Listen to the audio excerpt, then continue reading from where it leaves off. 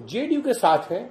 JDU के parliamentary board के अध्यक्ष हैं उपेंद्र कुशवाहा। उन्होंने ट्वीट किया जिस दिन नीतीश कुमार ने भारतीय जनता पार्टी से अब समर्थन वापस लिया।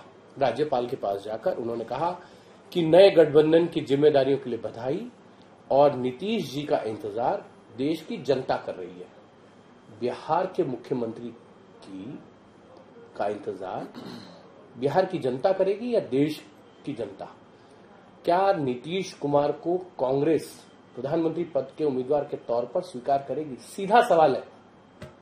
हिमांशु जी, 2024 का जो लोकसभा चुनाव होगा वो बड़ी ही विशेष परिस्थितियों में होगा। इस देश में महंगाई आसमान छू रही है, बेरोजगारी अपने चरम पर है और हम जिस तरीके से देख रहे हैं कि देश के अंदर एक अराजकता का माहौल है, तो इन सारी परिस्थितियों को देखते हुए जो भी विपक्ष का उम्मीदवार होगा उसके साथ हम लोग सब हाथ से हाथ मिलाकर, कंधे से कंधा मिलाकर साथ चलते रहेंगे।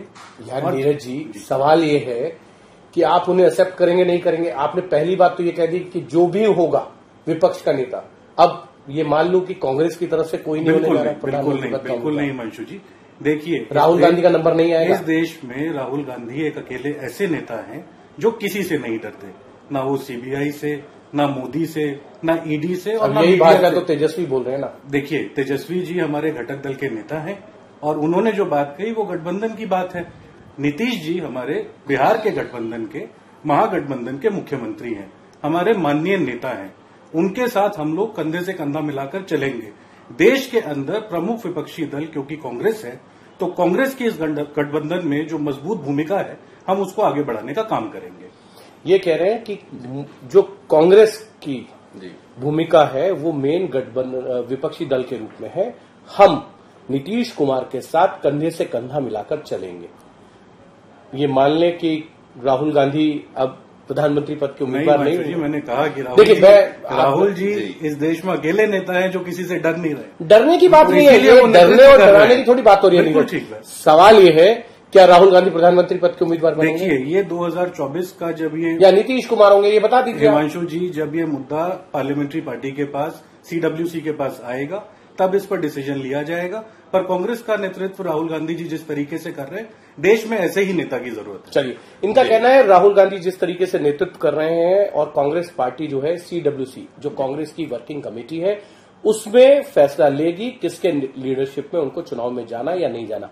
बहरहाल जेडीयू की तरफ से क्लियर हो चुका है कि नीतीश कुमार अब बिहार की राजनीति से ज्यादा सक्रिय जो है वो देश की राजनीति में नजर आएंगे। नीतीश कुमार ने आपके पैरों के नीचे से जमीन तो हिला दी मनोज, सीधा सीधा। अब ये बता दीजिए कि नीतीश कुमार को लेकर कितनी चिंताएं बढ़ गई हैं, क्योंकि बिहार में तो आपकी चिंताएं हैं, आपके पास कोई नेता नहीं है, कोई चेहरा नहीं है नीतीश कुमार के पक्ष में। लेकिन अगर वो देश की राजनीति के अंदर प्रधानमंत्री पद के उम्मीदवार बनते हैं तो आपके सामने कितनी बड़ी चुनौती है। देखिए हिमांशु जी, जिस तरह से आपने कहा, सबसे पहले तो मैं बता दूं कि भारतीय जनता पार्टी का एक एक कार्यकर्ता बिहार के अंदर चेहरा है और भारतीय जनता पार्टी मनोज ये सब कह के इससे क्या हो जाएगा? नहीं, भारतीय जनता पार्टी आज तक आप दूसरे नंबर की पार्टी बने रहे जेडीयू के पीछे। ये बड़ी पार्टी होते हुए भी आप पीछे रहे। अब आप कह रहे हैं कि चेहरा जो है वो है। ऐसा मत कहिए ना। दो विषय है। आप एक सेकंड, मैं आपको क्लियर कर देता हूं। आपके कार्यकर्ता हर चेहरा है, तो 2015 में आप चेहरा उतार के क्यों नहीं गए विधानसभा चुनाव के अंदर कि ये पार्टी का हमारा मेन चेहरा है, सुशील मोदी है, नित्यानंद राय है, नंद किशोर यादव है, क्यों नहीं उतारा आपने मंगल पांडे है? देखिए ऐसा है कि अगर चेहरे की बात करते हैं तो उत्तर प्रदेश का चुनाव हमने बिना चेहरे के लड़ा, माननीय नरेंद्र मोदी जी के नेतृत्व में लड़ा। हमने त्रिपुरा के अंदर माननीय नरेंद्र मोदी जी के नेतृत्व में हमने चुनाव लड़ा। हमने हरियाणा के अंदर नरेंद्र मोदी जी के नेतृत्व में चुनाव लड़ा। उसके बाद हमारा एक कार्यकर्ता वहां का मुख्यमंत्री बना। तो भारतीय जनता पार्टी आपने राजस्थान में 2018 के अंदर चुनाव लड़ा जी, वसुंधरा राजे को आगे लगा। उस समय सीटिंग सीएम 13 में। देखिए सीटिंग 13 में क्या था? देखिए एक सेकंड, 13 में आप उनके नेतृत्व में गए नहीं गए कि हम इनको मुख्यमंत्री के तौर पर ये पार्लियामेंट्री बोर्ड भी तय करता है, लेकिन भारतीय जनता पार्टी का एक एक कार्यकर्ता वहां चेहरा बनने की क्षमता रखता है। Bharatiya Janata party cadre based party है जहां तक चेहरे का सवाल है। जब तक दूसरा जो आपने सवाल कहा, जैसे नीरज जी ने कहा, देखिए कांग्रेस पार्टी जितना कंफ्यूज है, उनको यही नहीं पता है कि हमारा नेता कौन होगा 2024 में, किसको ये लोग प्रत्याशी बनाना चाह रहे हैं। और हिमांशु जी, ये विपक्ष कब से लामबंद नहीं था? क्या 2014 से पहले लामबंद नहीं था? और 2019 का तो मैं एग्जांपल देता हूं, कलकत्ता के अंदर फ्यूज जो ट्यूबलाइट की जो झालर होती है ना, जो लगती है, उस तरह का एक झालर लगा था। सारे विपक्ष के नेता वहां खड़े हुए, तो क्या हुआ? धराशायी हो गई। माननीय नरेंद्र मोदी जी की जो लोकप्रियता है इस हिंदुस्तान के अंदर, वो अरे उन्होंने मिलकर चुनाव नहीं लड़ा ना मनोज जी। नहीं, वो एक सेकंड वही उन्होंने कोई मिलकर चुनाव थोड़ी लड़ा, वो विपक्ष का एक साझा मंच था। ममता बनर्जी ने बुलाया था, सारे नेता गए, यही बोल रहा सारे मिलकर चुनाव थोड़ी लड़े। आखिर हिमांशु जी कितने प्रधानमंत्री, अरे आपकी पार्टी के आपके एनडीए से कितने लोग आते हैं और कितने चले जाते हैं ना? कितने प्रधानमंत्री? क्या नीतीश बाबू प्रधानमंत्री के प्रत्याशी हैं क्या?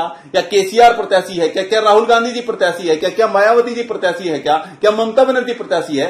ये एक छत्रप है। सब लोग अपनी प्राइवेट लिमिटेड कंपनियों को चलाने के लिए, अपने परिवार को चलाने के लिए ये लोग राजनीति कर रहे हैं। भारतीय जनता पार्टी जनता के कल्याण के लिए, जनता के हितों के लिए राजनीति कर रही है। इनके लिए परिवार ही प्रथम है।